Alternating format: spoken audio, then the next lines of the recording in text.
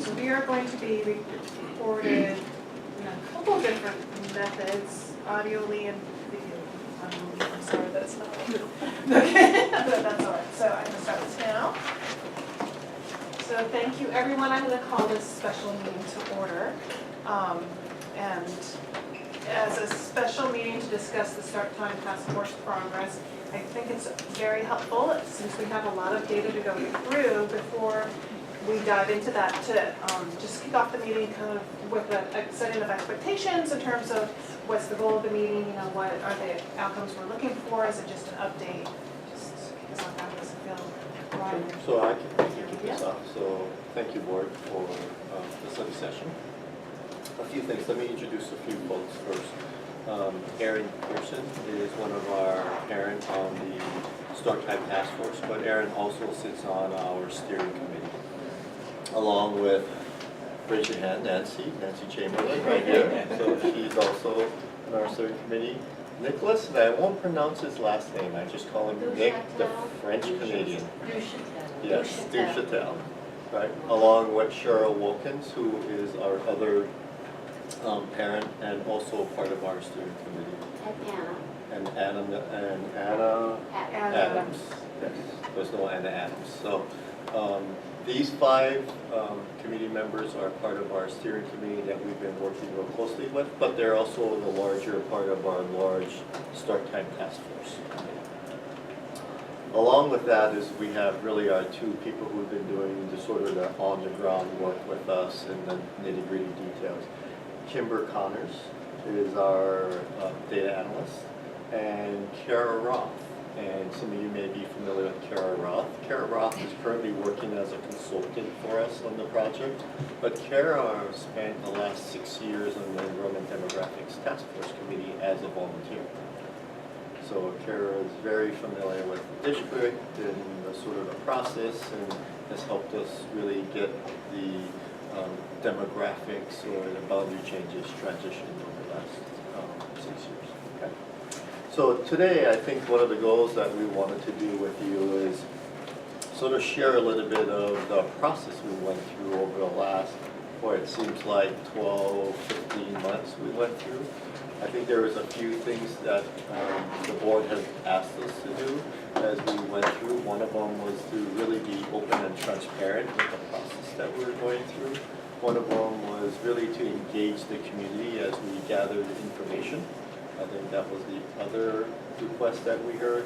And then, of course, the third thing is to really assess the information that we're collecting and really try to meet the charge that the board resolution was created in January 2015. Okay? So again, real quick, I'll summarize the resolution. And it's just, the board has asked that we start high school no earlier than 8 a.m. for the 2017 and 18 school year, okay? In conjunction with opening up the new high school, grade reconfiguration, and the associated boundary adjustments. Okay? Along with that, board policy 8110, which was approved January of 2016, sort of gave some additional guidance regarding your efficiency ratings for state transportation. And so these were sort of the two guiding principles that we started with in the task force, and then went through sort of our process as we've identified additional parameters and criteria that we're going to use in the presentation. Again, we'll just go through your Start Time Task Force committee members. We have our community parent members on the left, and we've identified with STAR the community members who participate on the steering committee. We have our district staff members, our district administrators, and then Carolyn, myself, and Spencer sort of acted as facilitators for the task force. Okay. What's really significant on here, I think, as we started looking at how much time, it seems like we spent a lot of time together, and many hours looking at each other and trying to determine what the next steps are. But as we kind of did some rough calculations, you know, we probably spent over 1,000 hours together really vetting through this process as we learned about the transportation system around the state funding and then sort of how we got to this place. So real quick, we'll go through just a little bit of the brainstorming process. We just want to talk a little bit of the process and then we'll kind of get into some of the more nitty-gritty details.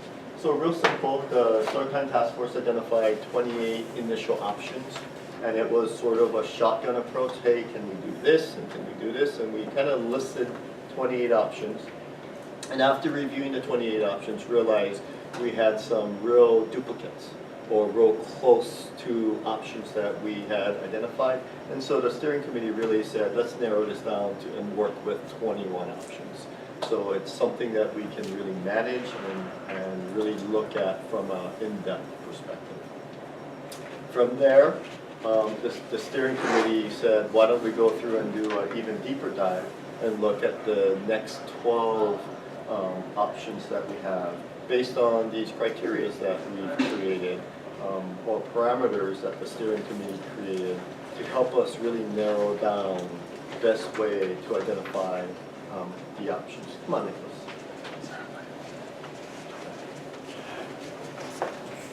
So real quick introduction, Nicholas. Sorry, I'm late. That's okay. Yes. It never fails. Yeah. So we just kind of started right now. Oh, want me to introduce myself? Yeah, come on. Because you can say your last name. Yeah. It's not that. My last name is Duchette de Mont. My name is Nicholas. I'm a parent. I have 2 children in the school district. Been helping out with the task force for the last year. So what you see in front of you is sort of the 21 options that the task force sort of vetted. Anything in blue are options outside of the 4th tier options, so these are more like 3-tier options, and I think there might even be some 2-tier options in there. But these were the sort of 21 options that they initially looked at and went through sort of the vetting process from the task force. Okay.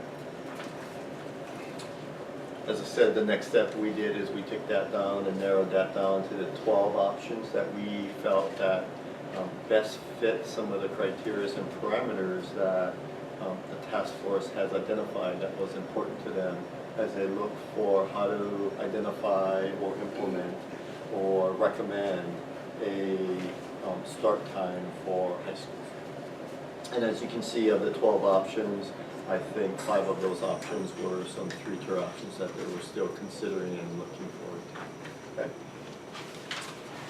After the brainstorming, part of the next step for the task force was to really do some analysis, and they really wanted to do what we would consider a really deep dive. And when we talk about deep dives, we're talking about really looking at how routing would affect this, or cost impacts, if it's operational cost impacts or capital cost impacts. They really started having broader, even more narrow discussions on how to take this sort of 12 that we've been talking about and really neck this down to 5 or 6 options that we can really focus on. So as you can see, I think as we went through our own discussions, we thought we had 5, we felt comfortable with 5. The home run 6th one came in as hey, I got this brainstorming, can we add a 6th one in? And then we said, let's perform the analysis, or the deep dive analysis on all 6 options. And this analysis that we did involved a lot of our transportation staff, as well as the software that we use to do the analysis, as well as some of the vetting issues we went through when we discussed with the state on funding or efficiencies or any other things that may impact the outcome of these options. So again, some of the sources we've used, State of Washington, of course, there's some guidelines we have to follow, OSPI, a lot of NSD historical data, but they were really looking at how can we sort of compare an apples to apples comparison. So part of what we've done is identify a baseline, and then we did a sort of an apples to apples comparison for all 6 options. So Brian, I could ask, when you say we had a baseline. What was the baseline? How did you come to that? Yeah, so the baseline was using today's model, or today's students with today's model, and just looking at what our rough costs of today would be. Today including a fourth high school, or because we Today, don't not have it yet? including the fourth high school. So today But that would was be just. part of today's cost if we're looking at today as in 17, 18 when we do it, right? Go ahead. I'm just trying to understand. That question came up right away, I brought that one. So we have the current setup of the school with the projected student of 2017. Right, was So that? it was including the fourth Yes. high school routing, Yeah, otherwise sorry. it would be Is that the fourth? challenging to. Yes, because we use the we use the fourth high school along with the 2017 projection, so we did a roll-up of the students of Okay, that's all I was 2017. trying to, so But I the was trying to important is track the that all numbers. from a numerical, all four, or all 8 or 6 or whatever, all the same. You didn't want to have like, oh, because we increased like 10%, 5% student. Right. No. that's- So the baseline is, it was constructed from 17, 18, 17, 18. boundary changes, four high boundary changes, schools. four high It's an schools. official baseline. Okay, thank you, well, it was just a hypothetical baseline. if you will. Yeah. Which already adds buses to that, right? Because don't we have to purchase Yes, buses? yeah, so it would be what the baseline of providing transportation in 2017 looked like if we didn't do any start times. Right, which still requires that we buy buses. Which still requires Yeah. everybody. Okay. You'll see that at the end, they all have the same. And I remember the driver for our boundary votes was to give this task force enough time to take the new boundaries that were approved in order to make cost sense. Yeah. Which is smart, yeah. Yeah. So we use the approved boundaries that was approved by the board, the new high school, and then we rolled up the 2017 enrollment, the student enrollment, what we knew of today, and then overlaid what we projected for kindergarten in 2017. Yeah. The other thing also is like, there's lots of emphasis on the buses, the cost, but they're always through that process, we're also talking to all the member of this, the task force, like teachers, parents, and not just the tangible money aspect, but okay, what will that do to schedule, what will that do to different member of the community? So that's also not quantified in numbers, but it is there throughout the process also. Well, and theoretically, and again, this is a study session, so really it's a conversation, right? So theoretically, I would think we would save some money in 17, 18 because kindergartens would be back at their home schools, right? We're not going to transport everybody to the primary center because part of the move is to create space at elementary schools. Correct, but I think the part of the increase of that would be the additional growth we have at kindergarten. So I think we had to factor in, so what we did is we overlaid some of our enrollment growth projections. And we overlaid that on within the new rules that we had around 2017. So did we factor in any kind of cost savings by not transporting all the children to the primary center because now we can take them It there? should be all the same. It should be all the same, yeah. And part of what we've done is we've actually run 6 models in the system of all similar information. So the starting points of your buildings or your enrollment, those are all similar baseline elements that went through all 6 elements, oh, 7 elements. And the routes that you entered into the system did not include any buses going to the primary center. No. Thank you. All right. So again, part of the analysis and what we tried to identify is, in your current baseline, I think one of the questions that Kimberly asked was, does this include additional buses? Yes, this is the $960,000 in capital cost, is the additional buses that we calculated that you will need in 2017, just with a straight baseline. Okay. And how many buses is that? Like 5? well, it's- No, I like 8, I'm sorry, 9 or 10. Yeah, it's about 8 to 9 buses. Yeah, large buses. Oh, wait, okay, can I just clarify? So it's 960, and then as we're gonna go across this way, that cost goes up, Yes. up and above what the, But it's included in all of them. included in all of that. Yes. I think number 10, but number C is 10 mil because like I think that's a 3-tier or 2-tier where you add a bunch of buses. Like you add like 50 buses or something, 20 buses. leasing more buses, Yeah. Oh, so you- Yeah, we need to change the tiering. So here's an example, Okay. let me see if I can explain.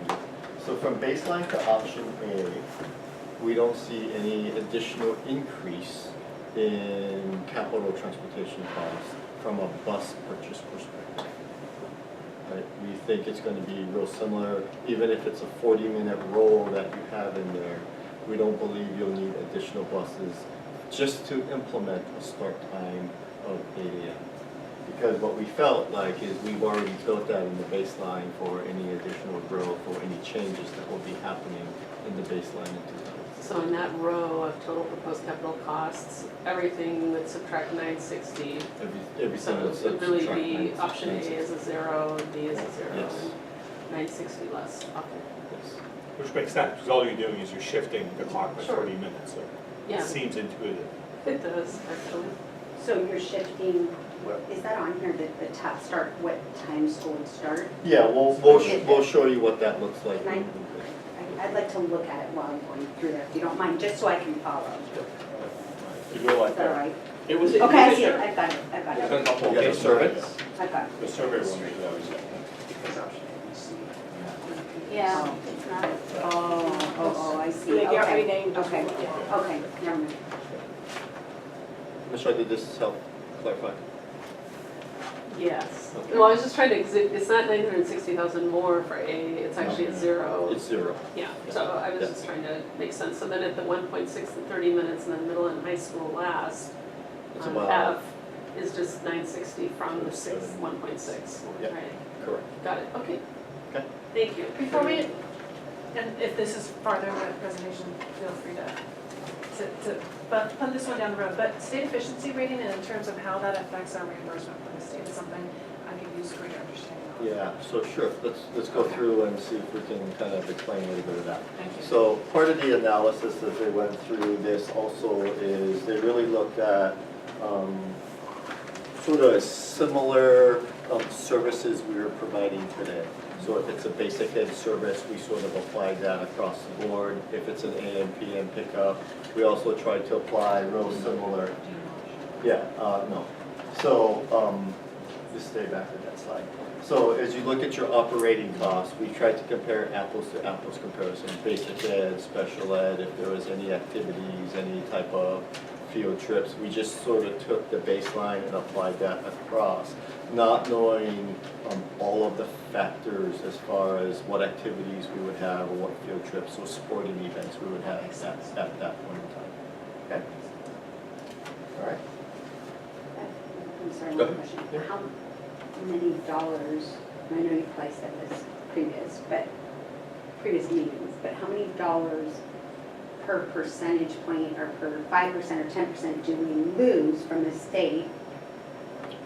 We don't. We don't know. We don't know because you're compared to a cohort.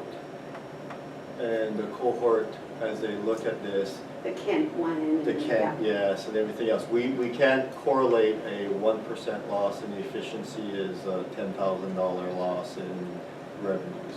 So it's gonna be based on a few components. And the components that they're looking at is sort of your base, how many schools that you're in your district, the mileage that you're driving, and the number of your total population that you're moving. And then they put this in an algorithm that the state calculates, and then they compare you to a cohort that changes on a year-to-year basis, which is, I think, what we shared, that Kent, given their cohort, we got compared to the Kent cohorts. So, and that makes sense that it's difficult to estimate because of the cohort changing every year. When you calculated total proposed operating costs, did you include an estimate of what you thought? Well, that's operating cost, not a That's a decrease straight in operating revenue, cost. right, That that's doesn't not a decrease in include revenue, okay. What we did is, once the 6 was identified, the team then contacted OSPI and gave them all of the information. Okay, And then OSPI sent back to us what they believe the calculated or the rough estimate of the revenues would be, which we then filled. Got the algorithm, the current one. Not that it won't change every year, but well, but at least it's something The to start current, with. yeah, so we had something to with. start with as far as if we plug this in here, this is what spits out here, and so we could mess with it a little to see how it changed things. Okay, that's, yeah, well, because Thank- understand even going down to 95%, you know, what, how does that Yeah. change our reimbursement? But you couldn't figure it out in dollars or projected dollars. No, and the way they figure it is based on the prior year, so the numbers that we get to spend this school year are calculated It's 1 year about delay. a 1 year delay. Yeah. So it's really an estimation, no matter how you Yeah, look at it, yeah. because you're playing with an algorithm that could change, and you have last year's numbers to work with. Yeah, let me see if I can answer Amy's question also, the fact that right now, the state has a new STAR system that they've implemented, sort of I think this is their way of trying to make all school districts equal in the funding method. And their STAR system that they have is independent of this efficiency system. But they use real similar. And you have copies at your. Yep. Yeah, they use very similar components as how they calculate this. When talking to OSPI about this STARS system and efficiency system, what they're saying is they weren't quite ready to push this two together to determine how to create a tiering system on efficiency yet. They kind of kept that separate for now. The goal of what they were sharing with us is that at some point they'd like to get to that place where part of your funding from a state perspective is dependent upon some type of efficiency method that they're looking at. But they're not exactly sure how they're going to tie those two things together. And that's part of a working process at the state OSPI level. So as of now, it's not. It's not. However, what they could tell us is that based on the algorithm that they use, they gave you a min number for reimbursement and a max number for reimbursement, regardless of how many tiers you ran. Because the data elements that they're using in that is based on the number of buildings you have, the number of miles you move, and the number of students your population. So what they're saying is based on their best guess of their algorithm, that you should be within these ranges for your funding reimbursement. So to give every district sort of a min-max, and then they throw you into a sort of cohort. And we're not exactly sure how we get put in certain cohorts on a year-to-year basis. So the 960,000, is that inclusive or exclusive of the TBF funds? Right now, that is inclusive. So part, The transportation vehicle fund, the depreciation, yes. so, say again? So our TBF fund is, the reimbursement that we're talking about is just operational reimbursement.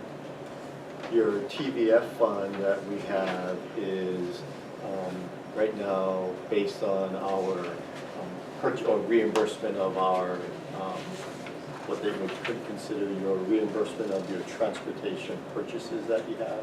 Right, so I'm just trying to find out, is the 960 coming out of that fund, or is that like haven't- 400 of that fund and the other? She need to find out. 560 is $60,000 capital. basically. We haven't determined what fund that is coming off. The assumption that we were making at that point in time is any bus purchases that we do will come out of the TBF and not out of the operations Okay, and TBF we can only use for buses. for buses. So of the 960, how much of it is TBF of the 960? All of it? I'm just trying to get a sense of the real cost of this. The real cost would be what your operational cost would be. So Right. that's just straight labor, it'll be labor, fuel mechanics, everything else Right, that we sure. have. And then your TVF on top of it, your 960 on top of it. Okay, so all of the 960 is TBF. All 960 is TVF. And just to add on to that, that's reimbursed at around 80%. Is it not with about the number that, so for the capital, the state basically fills it back up.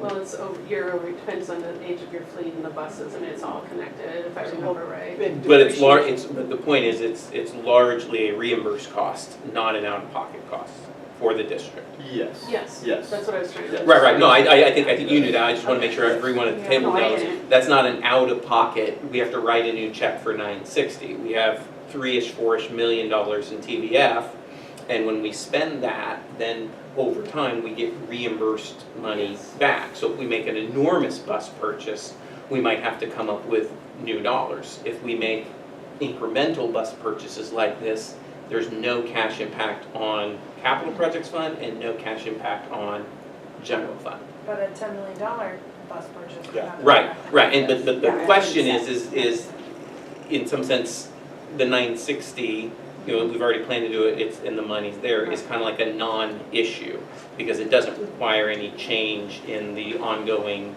payment and reimbursement cycle. Correct. So from a marginal decision-making Sure. perspective, it's, generally say it's not relevant, it's Well, I gonna be think that's zero. fair to say, because that does help to clarify. Right, so unless you're doing a big bus purchase, buses are not a part of the decision This is making. out, but this is gonna be coming back in, It's, right, and Right. these are costs that the state expect districts to Right. have over time. I think the question on the TVF is, the assumption is you have, I don't know any district that has a full funding in their TVF that's available for their inventory. So we're one of those districts that, even though we may have $4 million in our TVF, our replacement fleet cost is somewhere around $15 million. So yes, I think Ken's right in the sense that you wouldn't have to outlay cash on hand today, but if you look at down the road, you're still creating a gap between what you have in your TVF and what your total cost of your You have to TVF replace your inventory. buses. Yes. So you still have a gap that you have to figure out how to close for the long term down the road. So, but from the cash outlay today, I think Ken's right, is that we spend about $1 million a year today just for replacement buses. Which is smart. Yeah. So this 960 is in addition to the $1 million replacement? It is that. It would probably be an addition is what Right. our understanding is, given Which we're some gonna have to changes. spend anyway. Which so- we're gonna have to Yeah, spend whatever, anyway. but it is an additional to the million that we will be Yeah. spending to replace buses. Yeah. So I think, So really, then, I think what you're saying, Sandy, option A, B, D, and F all sit within the 4 million Right. theoretically. Right. It would look like C and E would create significant out-of-pocket Out-of-pocket. expenses. creates a Yeah. financing A financing concern, concern. but the other ones don't create a financing. From the TV, is that fair to say? yeah, it's a Brian? cash flow issue. I think it's gonna be more of what can we do short term and how are we gonna address it long term. I think those are the two issues I think. we're And the looking at from a efficiency cash flow. ratings, with the exception of D, which is still close to the 90%, are within the range that the 90% that the board had directed. Yes. Yeah, I saw the rest of the movie, don't get too attached to A to F. because It's like more of a stepping stone, so, Don't get attached to A. yeah, A and F go away, so. No, I've always been attached to A. I know, it's like, there's a rapport there, we like it. So Brian, just one more, I imagine that as our total number of buses increases, our replacement costs then will Yes. increase over time. Yeah, and I think that's why I think we look at the cash, if it's a short-term perspective or a long-term perspective, is that today North Shore has a gap of about $8 to $9 million to replace its total fleet Right. because of whatever management we've had over the last 50 years. So, and most districts that I know of today don't have the full cash value in TVF or in some depreciation. What most districts do if they need to make any type of purchases is many districts go out for a transportation levy. Oh, yeah. And then that's where you're saying the gap is going to increase because we're already increasing by 10 buses, no matter what we, 8, 9 Yeah. buses, no matter what we do, the more buses we increase by, the more that gap is going to. Yeah, and the concept of the TVF was, as I think Ken talked about, is depreciation, is that the assumption was your buses would last you 18 years or 15 years or some number of years, and they would give you 1/18 or 1/15 of that cost. However, as districts grow, right, sometimes you need to replace buses faster, or sometimes the replacement cycle moves quickly. So, I mean, I think there was a lot of different factors over the many, many years that created this gap. I don't think there's just one issue that we have. Right, but if I can on that, that's a solvable problem with this so-called gap on the buses, and that could be put into a capital projects, a financing question. No, I understand that, but it's, I think it's a distraction personally from here, that whatever the gap is and those choices are, it's a separate item, and let's not hold on to it as a fear or concern. It's something that's addressed as a separate item, and whether or not there is that gap, I'm not sure. I've seen the statistics, how we do it. There's financing options, and so I'm afraid when we list items, oh, well, that's a concern, well, that's a concern, well, that's a concern, but there's options for that concern, and I don't want to leave it as an uncertain concern. We can make it a very specific concern. And so if we need to ask Ryan and finance people to give us a very specific understanding of what our gap is, rather than talk about it as an unspecific concern, because I think that breeds fear and difficulty. I'm not saying that you were doing that, but that's why I hear a lot of the concerns throughout this process as, well, there's kind of an unspecific concern, and then it sits out there and causes anxiety, and I think we can make it a very specific concern. My analysis of it is it's a fairly small number, and it's one that you would generally finance through bonds or something else, and so it would be not relevant for this discussion. If others think it should be, let's analyze it, document it, do our homework on it, and then it is now an issue. Does that help? Concealing part of the I want to make sure that it's a big picture. It's not pieces, and so I think it's important to have an understanding of all the pieces. We don't want to get locked in. I agree, we don't want to get locked in the trees, but in order to see the forest, you have to acknowledge all the trees. Sure. But That's this all I was right, but this tree can be mapped out and known. And I don't want, if someone's going to throw something, well, we can't do this because of that. If it's a knowable tree, let's get out there and do our homework and fix it. And I just. And I agree with you, we want to know each tree and the details of each tree. And I just like to make a clarification that if I'm asking questions about the trees, it doesn't mean I have a fear of the resolution. Right. I just want to really make sure I understand, because it's my responsibility. Whatever decision I make, I just want to make sure I really understand it. So it's not, and I apologize if if it could be interpreted as fear, it's not necessarily a question of fear, it's just a really, my desire of getting my hands around a very complicated question. I completely agree. I'm saying I think we need explicit detail on the financing and the planning, the financing structure around our buses. If there's this alleged gap, there isn't a gap. I mean, I've seen it, but what is it, and when do you finance it, and how do you finance it, and is it really out-of-pocket money? Is it something that, you know, when you go to the next bond, it's like you throw it in there, it's a small number. If it's 8 to 10 million, throw it in the next bond. Our bonds are almost 200 million in the past. So, Can I clarify? please. What I'm hearing from all of you guys, really quick, sorry, is that you're just saying when we get to an option that talk about the gap and the additional financing, we can unpack that later, or as we need to. You're just saying don't make it a focus right now, let's move forward. I'm saying if it's a question, address it. Address it. Mhm. Okay, that's what I heard. And what I hear you guys saying is you're just asking questions. Okay. But I heard it as here's a question, and it was left as hanging, and so I don't like to have hanging things. Let's fix it, and if it's an 8 to 10 million, something that you finance, because of the size and scope of us, an 8 to 10 million financing number is really small potatoes. It's even 250 million, I would Right, agree with you. exactly. Not in my life, though. Right, no, same as me, but But I agree. Yeah. So, can I move on? Please. Okay. All right. So part of the analysis and the start time task force asked for some information was around hiring drivers. Because one of the things that we tried to educate them is typically hiring drivers is a little bit more difficult given some of the state and federal guidelines around CDL licensing. The CDL licensing doesn't only apply on the job, but it also applies in your personal life.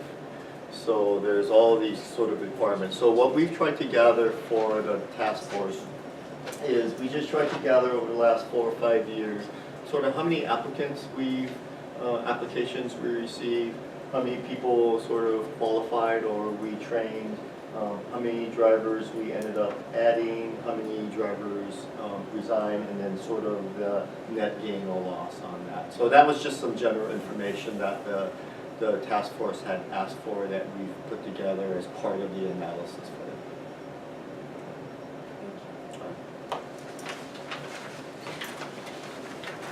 So I think the other thing that the board asked us for is a little bit of the engagement process, and I think that was real important to the board. So I think throughout this whole process, we've shared all of our task force minutes with you, any of the presentations we've had. So from a board perspective, at least you can see the flavor of the discussions, dialogue that we were having on a weekly basis or X number of month basis.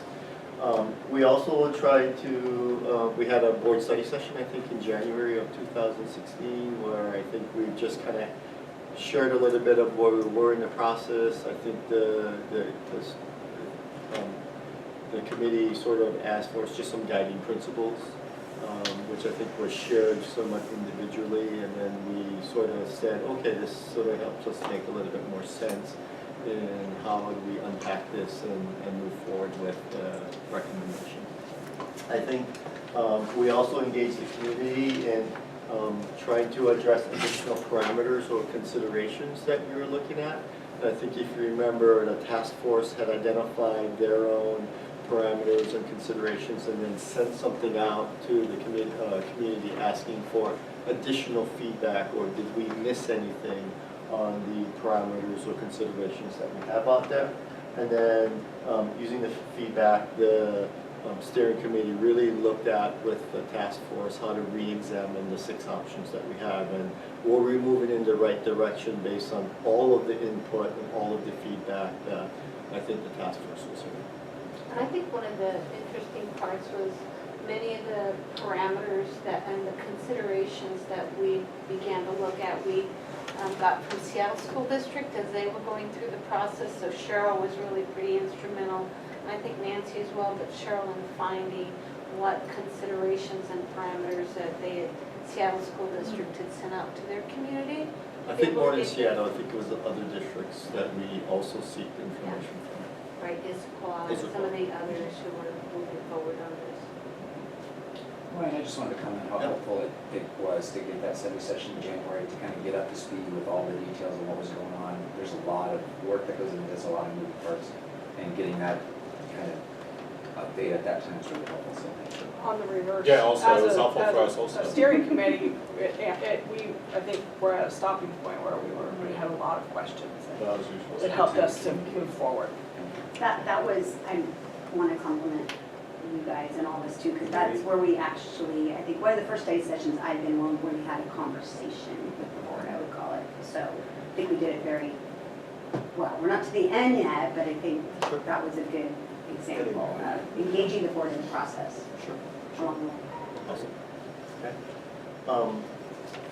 I think also as we move sort of through the recommendation process of this process is that one of the things that the Start Time Task Force did is they sort of voted on their sort of 6 options to the 3 that they thought would be best fit what the community was asking and what they heard from the board in trying to meet the charge of board resolution. I think it was interesting in how the votes were shared, and we can share a little bit of that with you. But also we went back out and did a little bit of open houses, 4 open houses with our community as we shared the 3 options that was selected, as well as did a community survey in May, and then tried to share all of the survey results. And that's where sort of Kimber and Kara helped us with what's the best way to collect the information and then get those results to you in some raw data that is not just raw data, but you could at least sort it in some fashionable manner to make sense of this. Because I believe we had about 4,000 plus respondents in the survey. Okay. So this is sort of what the task force worked on when they went through their 6 options. As you can see, they've identified on this option 2, 3, 20, 21, 24, 25. It's kind of a mix of who starts first and who ends last. There are, we've tried to put some rough titles on it to help you understand sort of the scenarios that we provided. So, such as option 2 is just a straight 40-minute roll. We roll the whole entire bail system back 40 minutes. Option 3, we call it the high school, middle school swap, but a little bit later is what we sort of titled it.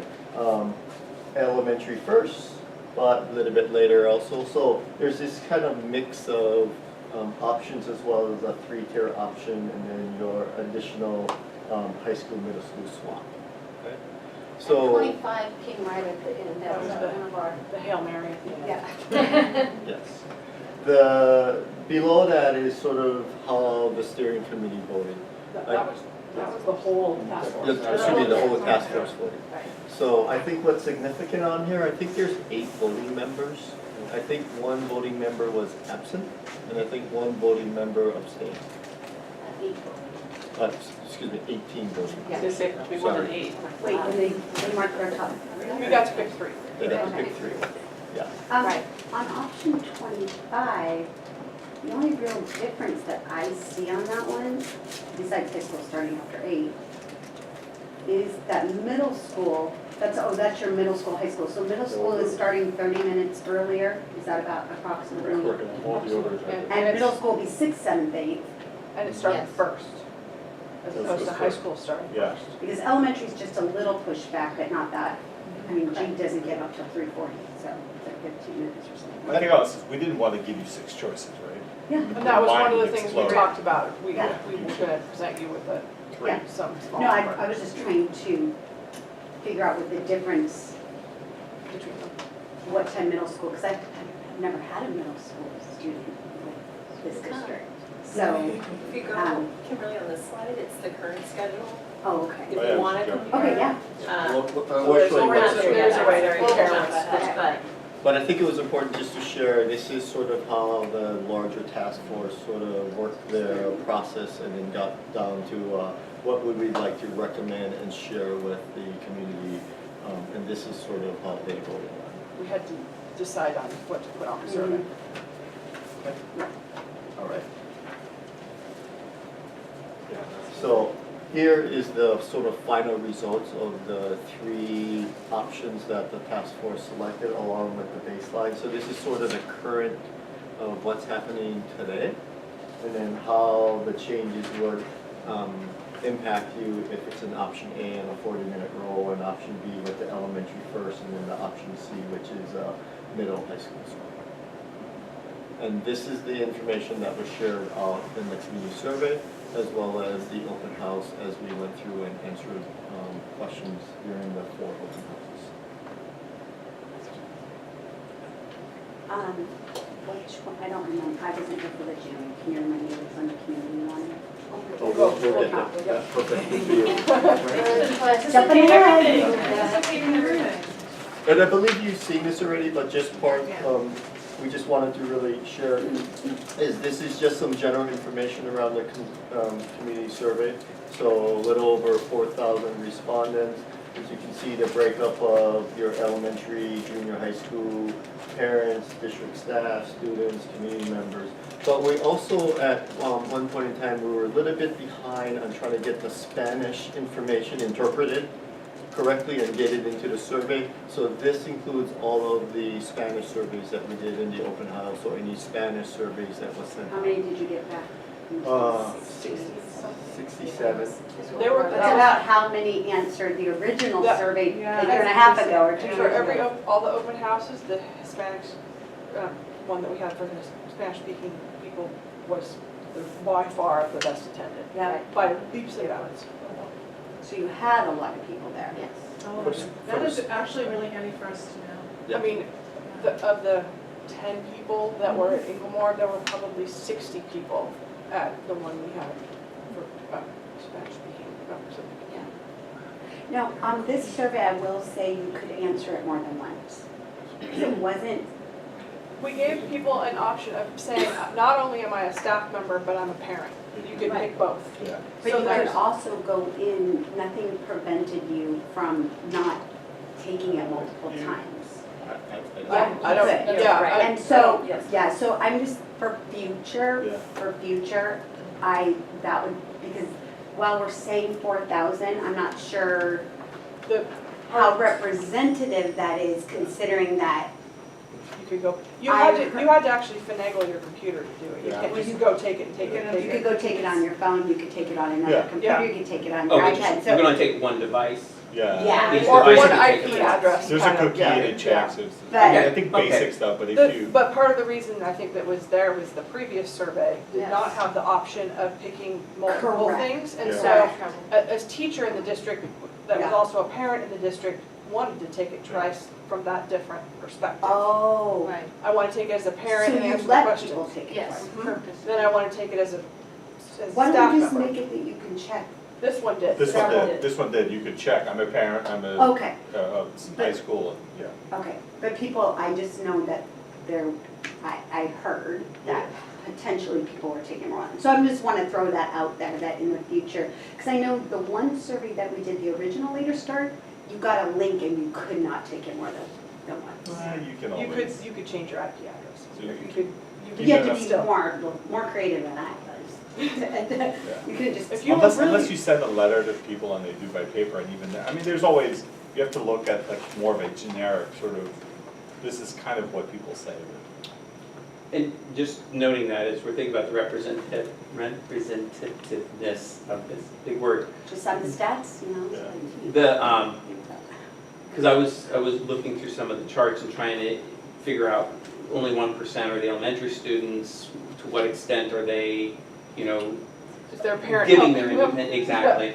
And then 43% with elementary swamps the 16% of high school, and so when we do the independent analysis, I know we break some of those out, but when we look at the results as a whole, it's, I think, skewed or biased, I don't want to say that in an intentional way, but it's overrepresented by elementary parents. But then I sit here in my head and doing it, that's K through 6, There's more elementary. then There's then more that's elementary. roughly No, but representative. you have that community of people care more about the change in start times Because they feel like, because So it's going to for- affect them now going forward for a much longer period of time than the high school parents who are like, you One know. year. Maybe that's why, but. But I it think- could also be that it says primary, elementary, middle school, high school, and I just click the first one and I'm too lazy to click the other one.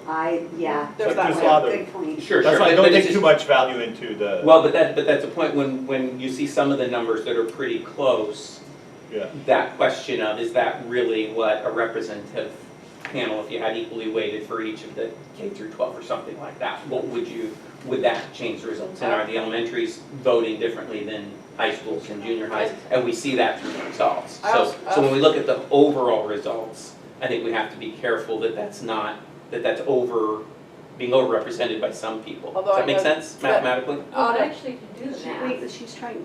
At a basic, you know, community level where we're trying to engage all, because at first when you look at it on the surface, it says we're changing the high school start times.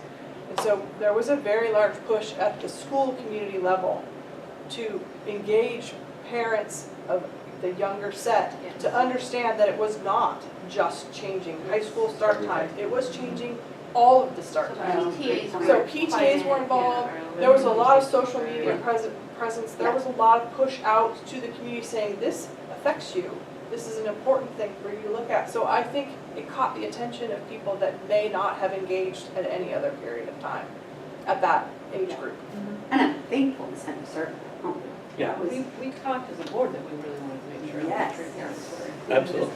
But if you do the math, 1,825, you add the two junior high and high school parents, it's 1,575, and you have one more grade level at elementary parents who actually are just about spot on It's roughly representative. representative.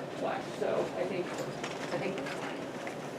I'm glad we had 4,000. Yeah, I that's thought that was the a really good yeah, I think outcome. that We we had had a lot. 3,600 for the first one, I think. Right, but the point isn't so much that it's roughly representative, it's when you get like one group at 39% and the other group at 37%, that's a statistical tie. Rather than this, that really being preferred to the other. That's more, Except for when you especially when look you at have. the least preferred, and then it Right, becomes there's very more times when clear. it's very clear, there's other times when. I can when- tell you from the task force's perspective, they were assuming all good intentions from whoever the survey Yeah. takers. Oh, yeah, they're usually close. We weren't looking at how someone's gonna jerry rig the system Right. to create their.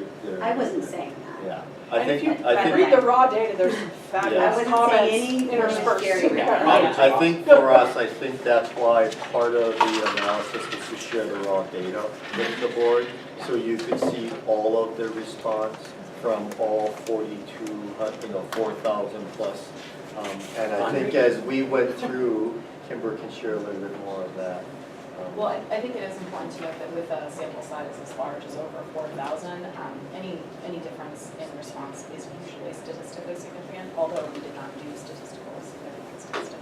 Yeah. So the difference between 37 and 39, with a sample of over 4,000, I actually would guess is probably statistically significant. Significant. But we did not do significance testing. Okay, all right. So- Okay, so again, part of the survey results, I think we just tried to share a little bit of the most preferred and the least preferred of the three options. I think as Ken, you point out, there on the most preferred, there's some close ties in here. And then as you look at the least preferred, I think it's somewhat a little bit more spread out in the least preferred options. But this is sort of the way the community the results was collected.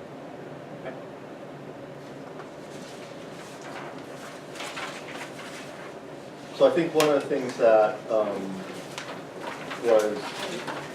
that we also wanted to share is one of the questions that I think was asked in the survey, because I think this was something that was shared to us in the task force, is we really should have an open-ended question as one of the last questions we have out there is, well, what do you want and what's significant to you here? So I think the question is on the notes number 2. Please describe any additional information, concerns, or alternatives you may have about the school starting times for 2017 and 18. And what we've tried to identify or categorize is all of the respondents that we've had on here. And then just highlighted the top 4 that was sort of the most Themes. the themes of the feedback we have. As you can see, other on the bottom of that, you have like 26% of other, and we were trying to, Kara can do a much better job explaining that. Because she read them. I read every single one of these responses. Other encompassed a lot of things that didn't fall into any of these categories. So it could be things such as, why are we looking at this again? It could be, I'm really worried about elementary band. It could be that this is too late for elementary kids to get out of school. And I think you guys all have this information. We sent it, so, and Kimber set up the table, so it's really easy to access it and read it for yourself rather than me interpreting it for you. But it was just a big mix of things and couldn't really be quantified in a way that I thought would be meaningful for you all making this decision. Or put into some category or one of these categories. Okay. So I'm, So I, oh, go ahead. are you sure? Well, I just think that there's, most of these aren't surprising, so impact on the board, which is good. Which is all things, yeah, and we identified them ahead of time knowing, we wondered, how we'd figure out, but there was no new one that we hadn't identified as a task force. Yeah. Go ahead. So my question is, being that the comments about how the Spanish-speaking open house was so well attended, and I know that it's difficult to get on, survey responses from that particular group. How would that, They filled out feedback? paper surveys. Also, and that's how you And that was incorporated? incorporated. Yes. Do you have those separated out? Like, did we see just what is the Hispanic community's response? I think that might. I could tell you what it was by Interesting to sitting know. there listening Yeah. to the 3 groups that came through. Yeah, sure, I'm They were curious. overwhelmingly they were overwhelmingly, They wanted to see. they wanted to see.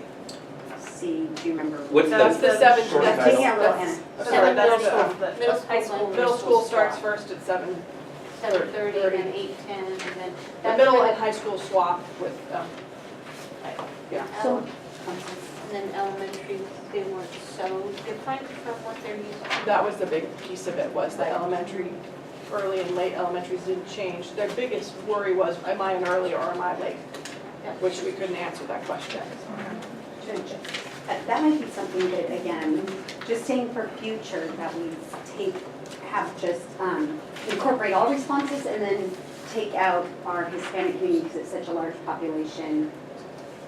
Just so we make sure that we, as a board member, I know, hey, I've heard their voice. That was the most valuable open house that I went to. It was really interesting. And also future. I'm not giving board direction, I'm just saying that's Maybe did you have? No, because that was my question, I just wondered, how you, well, because ultimately I want to know, what the feedback you got from the open house, what that feedback was, but also just because you were going through your process of incorporating it. So it did answer my question. All right. So, Did Sandy have a So- question? I did have a question, just to clarify why I'm asking the question. I want to know how much resistance we're going to have in implementing this. Was there any in the survey of people saying, don't do this? Yeah. Yeah, so that's the support for the status quo. It's 200. 20%. 20% of the people who responded. And And in other categories. so, because I guess the reason I'm asking that is in the survey results of 4,200 surveys, that's not, That's a small. it was small enough that it didn't impact these percentages. I think if you read the comments, everyone answered this based on their personal experience. So based on what time their kids like to get up, based on, all of that. And so some of that is really hard because it is personal and it's, parents are the ones who know their kids. And that's how they answered what would work best for their family. Yeah, I'm just trying to get a sense of, we roll this out One- in spring. One mom I what- talked to How had many them. parents are gonna rise up and say, Yeah, it's great. don't do this at all? I think it What do we depends do? on what option you guys select. I think Yes. that's gonna be the significant. And I had a parent who had kids in all the levels, and she said, well, if it goes this way, then I have this with these kids, but if it goes this way, it was all over the map, No because clear answer. it was, Right. Yeah, it wasn't, So I have a question, Erin. You said that at the Spanish speaking night it was C, that was overwhelming, and that was the middle and high school flip. But I'm just trying to track this. If I go back to your analysis page, that looks like that was B. yeah, So the names changed. Oh, They they changed were, throughout. so we kind of need short titles for them, just so we know what's up. Well, Top. they were, I thought, oh my C God, is the- C is the $10 billion bus. The reason So- is that when we went out for the survey, So we because we had changed different the levels. numbers. Oh, we And had then they had different- changed So throughout. C was B, Yes. so now it's B for cost Oh, purposes to look at C. I think this is what happened with that kindergarten too, we need to make sure to label so we can track it. Well, that's what we've done. That's what we've done. That's- For us, it's clear, it's not maybe Okay, it's well, not I was just trying to there. track the cost of the preferred, and it was like, So if we can That's revisit that cost question though, so the top 3 options were actually costed again in the spring. Yes. Because when the costing was done for the top 6 that's in the slide presentation you're seeing, this is actually a hidden slide, so it doesn't appear in the printed copy, but this is anticipated that might be a question. Thank you. But it was revisited again because of the fall. It's quite a time-intensive process to actually build out the different routing options. So they only built out the routing options for AM, but excluded special education and PM routing, and then added a 10% contingency to kind of cover that PM routing is a bit more complicated and special education is more impacted than basic education routing for these changes. And then revisited the 3 and actually did route out the PM options, the special education, and all of the shuttles in the spring for the top 3 that were surveyed. okay, so I just wanted, I appreciate the secret slide password. It's also on, this is on the website on the open house Okay. page, so it was shared with the community. So let me I just want to make sure I'm tracking all of this. So if I look at the new ABC, the capital 960 isn't really, because that's really the That's- TDF fund. Yeah. Okay, so the out-of-pocket that we're really contemplating is on that operating side. Correct.